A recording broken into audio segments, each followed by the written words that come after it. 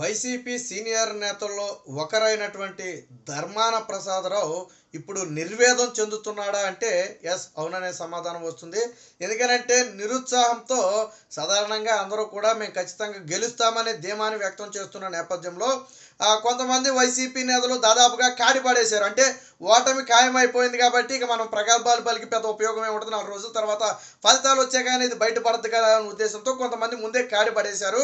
అలాంటి వారిలో ఆ సీనియర్ నేత అయినటువంటి ధర్మాన ప్రసాదరావు, సో ఎప్పటి నుంచో ఆ పొలిటీషియన్గా ఉన్నటువంటి సీనియర్ నేత, అనేక కీలక పదవులు చేసినటువంటి వ్యక్తి, ప్రస్తుతం రెవెన్యూ శాఖ మంత్రిగా కూడా ఉన్నటువంటి వ్యక్తి.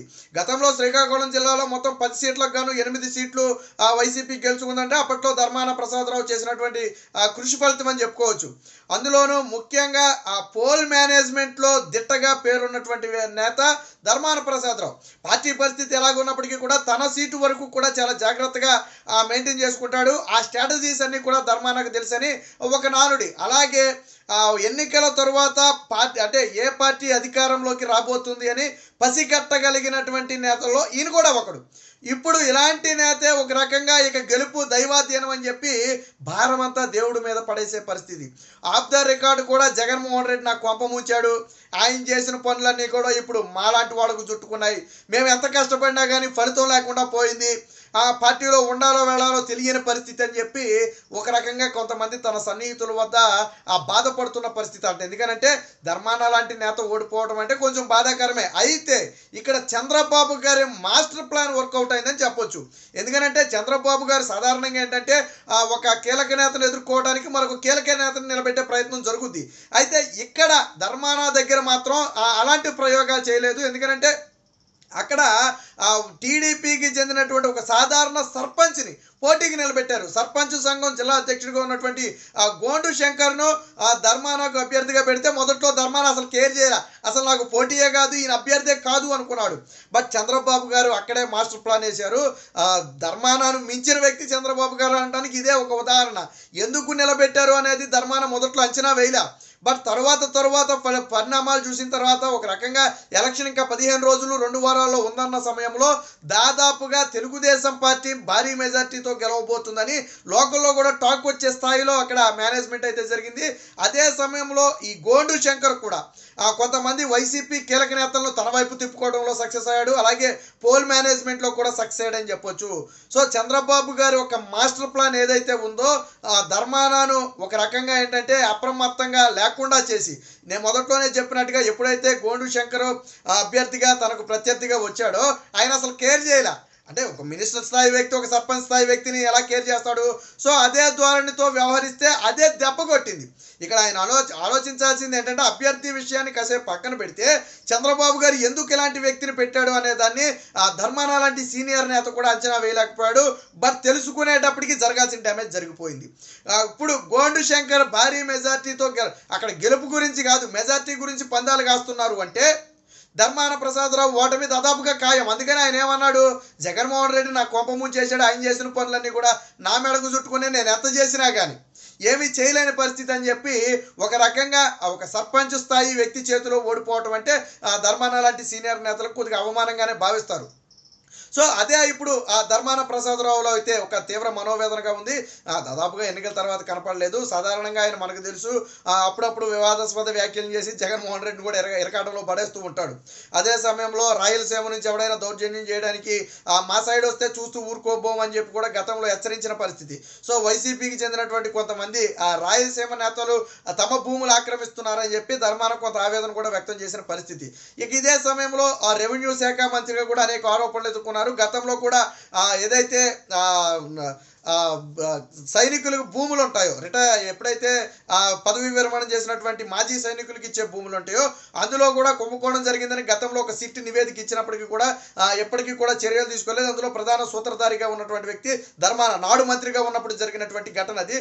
సో దాని మీద ఈ నేటికి చర్యలు తీసుకోలేదు. ఇవన్నీ కూడా ఆయనకి ప్రతిబంధకాలుగా మారాయి. అందుకనే ఇప్పుడు భారం అంతా దేవుడి మీద నెట్టేసి ఇక గెలుపు అనేది దైవాధీనం, మనం చేయాల్సింది చేశాం, ఇక గెలుస్తామా ఓడతామా అనేది మన చేతుల్లో ఏమీ లేదు, అదంతా దైవాధీనం అని చెప్పి ఆయన నిరాశ నిస్పృహల్లో అయితే ఉన్నట్టుగా తెలుస్తుంది.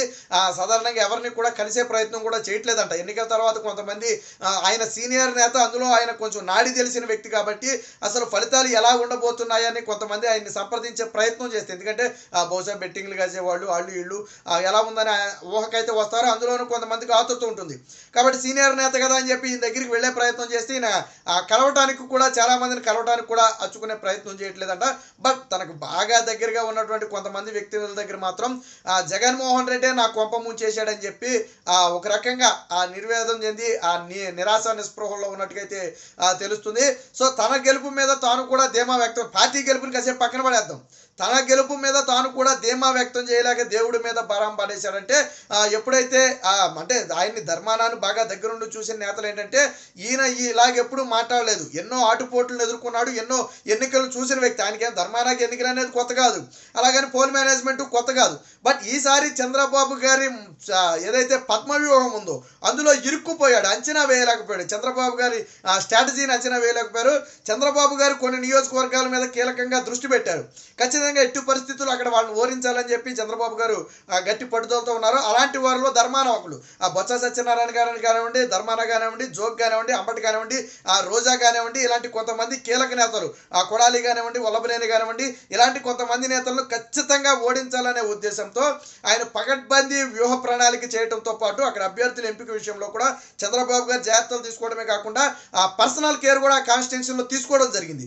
సో అందులో భాగమే ఈ ధర్మాన. బట్ ఎప్పుడైతే ఒక సాధారణ సర్పంచ్ స్థాయి వ్యక్తిని తనకు అభ్యర్థిగా పెట్టారు, గోండు శంకర్ని, సో ఆయన కృషిని కూడా మనం మెచ్చుకోవాలా. జిల్లా సర్పంచ్ సంఘం అధ్యక్షుడిగా ఉన్నటువంటి తనకి ఇచ్చిన అవకాశాన్ని సద్వినియోగం చేసుకున్నాడు.